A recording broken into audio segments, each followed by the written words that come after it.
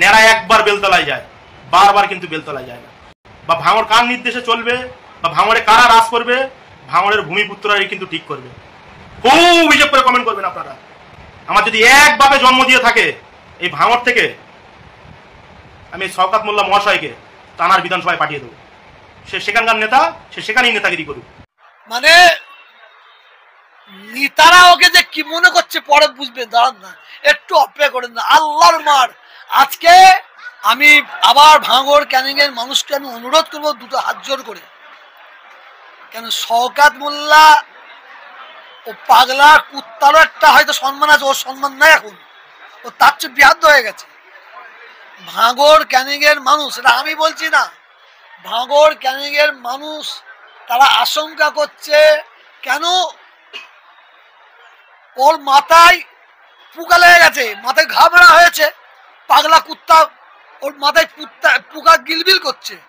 কারণ আপনারা জানেন, এটা আমি বলছি না, নওশাদ সিদ্দিকী ক্যানিংয়ে গিয়েছিল, ওর মাথা খারাপ হয়ে পাগলা কুকুরের মতন বকছে, আবার বলছে ও যে রাস্তা দিয়ে গেছে গোবর দিয়ে ধোয়া হোক।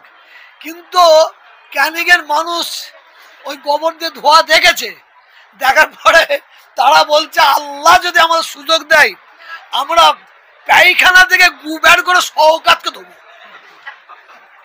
শওকতকে দেবো, মাথা দিয়ে পা পর্যন্ত শুধু পায়খানা চেম্বার থেকে বের করবো, ওকে দেবো।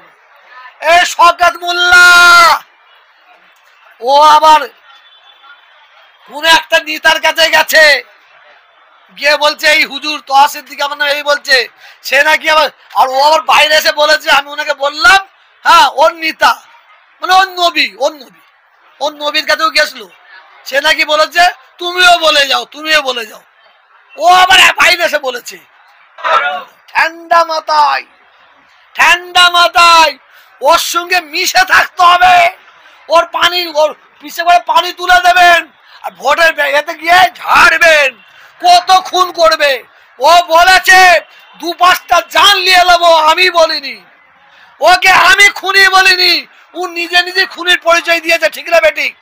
ঠিক না বেঠিক? আল্লাহর বিচার করবে। আর কিছু বলার আছে?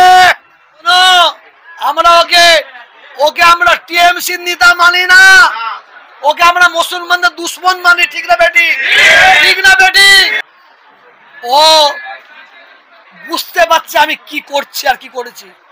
আপনি দাঁড়ান, ভোট হবে তো ভাঙড়ে আর ক্যানিং এ, ভোট হবে তো, ভোটটা করতে দেন, আমার কোনো আক্রোশ নাই।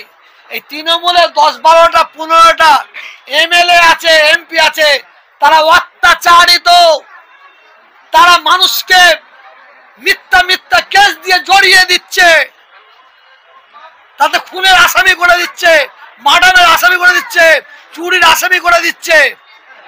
বিশেষ করে মুসলমানদের প্রতি চারিদিকে যারা অত্যাচার করছে 10 থেকে 15টা এমএলএ, তাদের বিরুদ্ধে গর্জে উঠবে ইনশাআল্লাহ, ইনশাআল্লাহ। ঠিক আছে। আলহামদুলিল্লাহ, আপনারা সকলেই অবগত আছেন, যেহেতু সময় খুবই কম, অনেক মানুষের সমাগম, আমি শুধুমাত্র, আপনারা জানেন উত্তরপ্রদেশের যে জন্মপাপী, যার কারণে আজ আই লাভ মুহাম্মদ সাল্লাল্লাহু আলাইহি ওয়াসাল্লামকে কলঙ্কিত করার চেষ্টা করা হয়েছে, তার বিরুদ্ধে ধিক্কার জানিয়ে একটি গজল বলতে চাই। আমার সঙ্গে আপনারা গলা মেলাবেন ইনশাআল্লাহ ভাই? একবার তাকবীর দেন না, নারায়ে তাকবীর, মুহাব্বতের সঙ্গে দেন নারায়ে তাকবীর, নারায়ে তাকবীর। আই লাভ নবী মুহাম্মদ, আই লাভ ইউ প্রিয় মুহাম্মদ, আই লাভ নবী মুহাম্মদ, আই লাভ ইউ প্রিয় মুহাম্মদ, আই লাভ নবী মুহাম্মদ, আই লাভ ইউ প্রিয় মুহাম্মদ। সকল মুমিনের তিনি জানের জান, সকল মুমিনের তিনি জানের জান, সইব না কভু নবীর অপমান, এটাই হলো মুমিনের জাগা। জানের থেকে প্রিয় মুহাম্মদ, বলবেন না? আই লাভ নবী মুহাম্মদ, আই লাভ ইউ প্রিয় মুহাম্মদ, আই লাভ নবী Muhammad, I love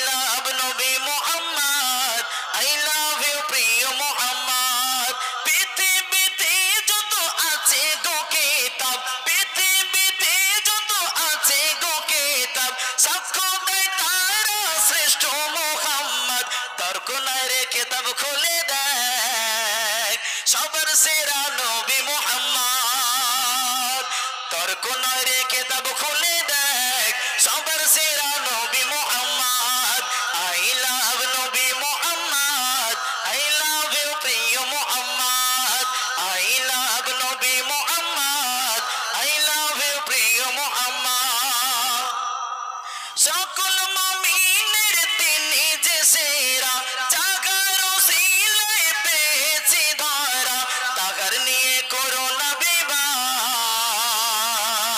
I love you প্রিয় মুহাম্মদ আই লাভ নবী মুহাম্মদ আই লাভ ইউ প্রিয় মুহাম্মদ মাশাআল্লাহ এই লাস্ট আওয়াজের মতো আওয়াজ যেন আমার সঙ্গে একসঙ্গে হয়